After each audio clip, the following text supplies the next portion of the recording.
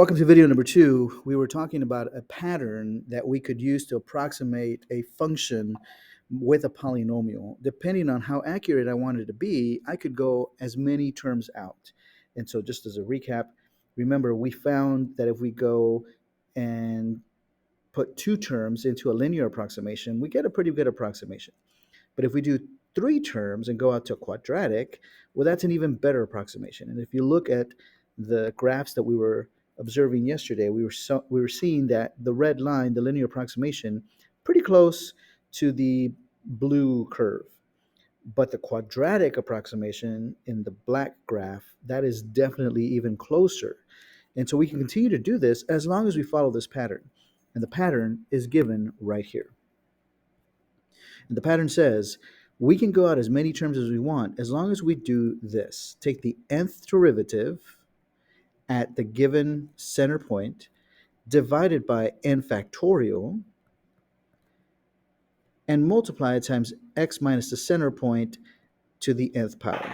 So just as an example, we can take the second derivative, evaluate it at the center point, divided by 2 factorial, and then multiply that by x minus the center point to the second power. If my center point is not 0, we call this a Taylor polynomial. If the center is 0, that just means that just has a different name, and it's called the Maclaurin polynomial. So if you ever read Maclaurin polynomial, that just means that the center is 0. If you read Taylor polynomial, it could mean that the center is 0, but it probably means that the center is at another value. So when we do example number 2, we're going to find a Maclaurin polynomial. That means automatically we know the center is 0. And we're going to go up to the 7th degree. That means I need to take 7 derivatives. So I'm going to start with the original function that's given to me, and we're going to take the first derivative. Well, the first derivative of sine, that would be cosine. I'm going to take the second derivative. The second derivative says take the derivative of cosine, and that's going to be negative sine. We're going to do the third derivative, and that'd be negative cosine. And then we kind of start the process again. When I take the fourth derivative, the derivative of negative cosine is positive sine. And that kind of reminds me, as a matter of fact, I think I'm going to write it up here. That'll be the fourth derivative of x is sine x. The fifth derivative of x would be cosine x. The sixth would be negative sine x. And the seventh derivative, which is where I need to get to, that would be negative cosine x. So I'm going to erase this part. And now I have my 7 derivatives. Why do I need to go out to the 7th derivative? Because I'm looking for the 7th degree. And we said the derivative order should match the power of the x value that I'm heading to. Well, I'm heading to the 7th degree, so I need the 7th derivative. But I need to calculate all of these derivatives at the center point. And we said the center point, because it's a Maclaurin, we said the center point is 0. So we need to evaluate this at 0. So f of 0 means sine of 0, and sine of 0 is just 0.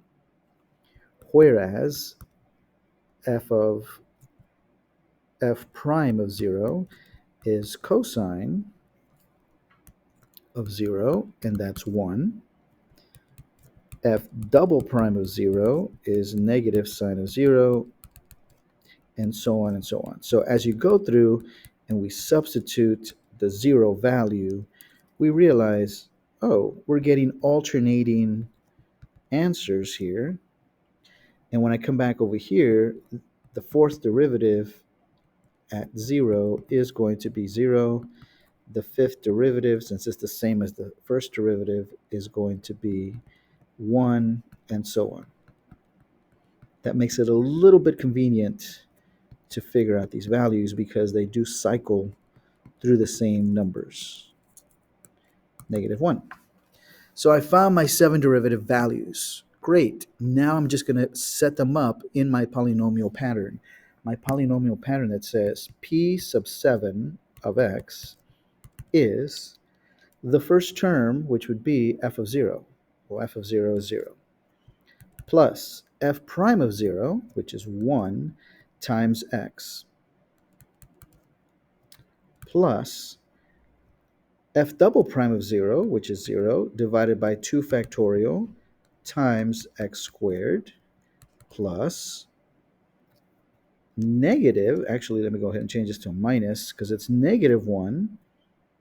Let me say plus negative 1 over 3 factorial times x to the third plus 0 over 4 factorial times x to the fourth plus 1 x to the fifth over 5 factorial plus plus 0 x to the sixth over 6 factorial minus or plus negative 1 x to the seventh over 7 factorial.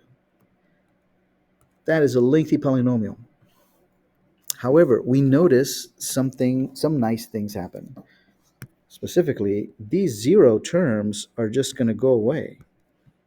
And so the reality is that my polynomial, my 7th degree polynomial, is really just made up of x minus 1 over 6x to the third plus x to the fifth over, I think that's 120, minus x to the 7 over 7 factorial. I don't know what that is, but you can figure that out. So really, this is the polynomial because all those even number terms were zeroed out. So now we're going to use this to approximate sine of 0.2. So we're going to say sine of 0.2 can be approximated by 0.2 minus 1 over 6 times 0.2 cubed plus 0.2 to the fifth over 120 minus 0.2 to the seventh over 7 factorial.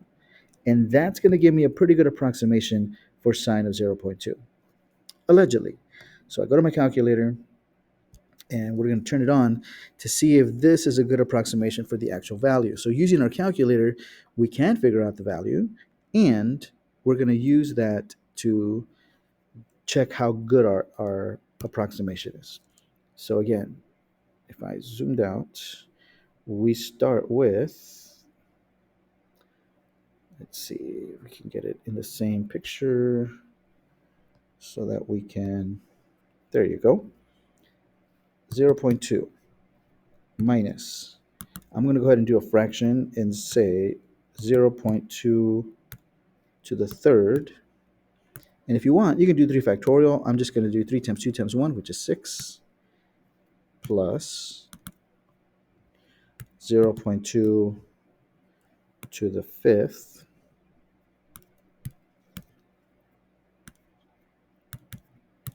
over 5 factorial, which I said was 120, and then minus. So we notice that there is a pattern with the exponents. Notice that I'm only using odd exponents. Secondly, I also notice, by the way, the factorial is under math, probability, I think it is. There it is, probability 4.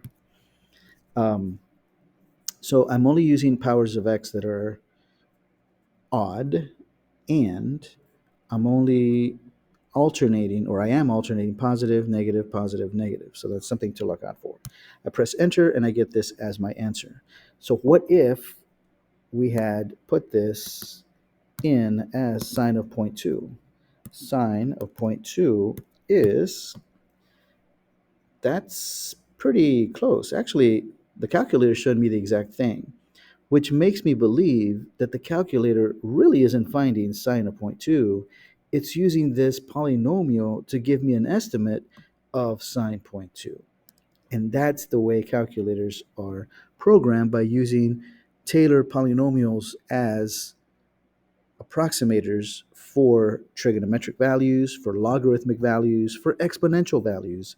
We're able to use Taylor polynomial approximations for that. Now, what did you notice about the degree of each term? Well, each term has an odd power. Can you make an assumption about the Maclaurin polynomial for cosine? Well, if sine has odd powers, then cosine has even powers. And we can prove that, and we will prove that in later videos. So the big idea here is we're creating this polynomial that can approximate a function that's kind of weird, like sine, and we can do that by following this pattern of the Maclaurin or Taylor polynomial.